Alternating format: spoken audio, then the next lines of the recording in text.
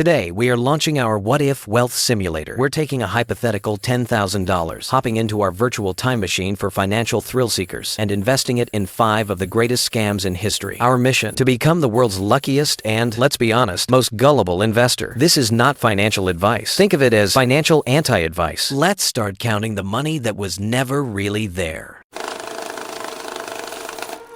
Let's start with the granddaddy of all scams, Boston.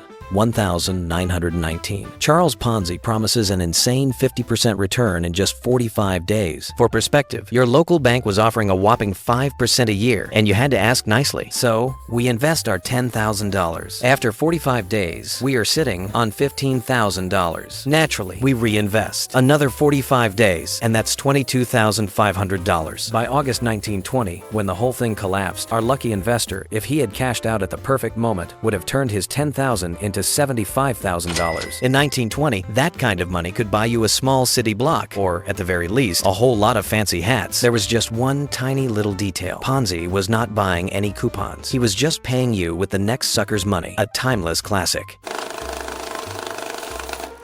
Now, let's jump over to Russia during the wild 92nd. A financial wizard named Sergey Mavrodi offered a plan that was dirt simple. Just buy his tickets and get rich. He promised a modest 3,000% annual return. You know, nothing crazy. So in February 2094, we put in the equivalent of $10,000. Mavrodi promised to double the money every month. March, 20,000. April, 40,000.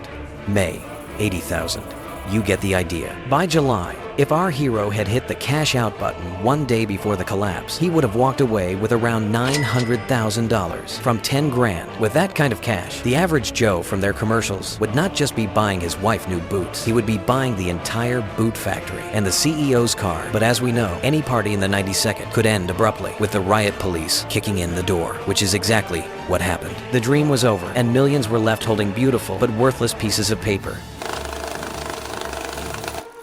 Tired of insane returns? Want something more sophisticated? Meet Bernie Madoff, Satan's accountant. No 100% per month here. Bernie was an aristocrat of fraud. He offered something far more seductive to the rich: predictability. A rock-solid 10 to 12% a year, every single year. It was so boring, it had to be safe. So, in 1990, we hand our $10,000 to this respectable gentleman. By 2008, after 18 years, our 10 grand would have quietly grown to about $77,000. Not exactly MMM-style returns, but perfect for the scotch-sipping country club crowd. And then it turned out the fund's only real asset was a printer spitting out fake statements to the tune of $65 billion.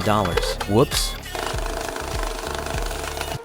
If Madoff was the introverted con man, Alan Stanford was the life of the party. Why settle for dreary Wall Street when you can have a sunny island in Antigua and your very own Sir Alan Stanford? He was not selling stocks. He was selling super safe CDs with returns of up to 15% a year. We invest our $10,000 in 1999. Over 10 years, that sum would have ballooned to about $40,000. This was not just money. It was an all-access pass to a world where you were chatting about cricket with a knighted billionaire on his private island. It sounded like the deal of a lifetime. But the fairy tale carriage turned back into a pumpkin, and the private jet turned into a prison bus for a 110-year sentence. Turns out the super safe assets were just his failing businesses and lavish parties. And for the grand finale, a scam for the blockchain age. Meet Dr. Ruja Ignatova, the Elon Musk in a dress, but with a slightly more criminal agenda. She promised the Bitcoin killer. "You don't need all that complicated blockchain stuff," she said. "Just trust us and buy the packages." More packages. In 2015, we buy a $10,000 package. Over 2 years, the made-up price of her coin increased 60-fold. Our $10,000 turned into, drumroll please, $600,000. There was just one tiny problem. This money only existed in PowerPoint presentations and Dr. Ruja's imagination. When investors wanted to actually touch their treasure, Ruja simply vanished, hopped on a plane, and disappeared. Maybe she found a way to cash in her funny money in another dimension. So, our virtual investor is now a multi-millionaire, sipping champagne on a private island. But there's a catch. To pull this off, they would need the intuition of Batman and the speed of the Flash to escape each scheme 5 minutes before it imploded. And in the real world, that never happens. All of these geniuses were not selling returns. They were selling a story. Ponzi sold an exclusive scheme. Mavrodi sold a people's dream. Madoff sold boring reliability. And Ruja sold the future of tech. And there was always someone eager to buy into the fantasy. So the next time someone offers you a sure thing that sounds too good to be true, just remember this video. You might not become a millionaire, but you won't become a cautionary tale either. What's your fantasy Ponzi portfolio? Let us know in the comments. Thanks for watching.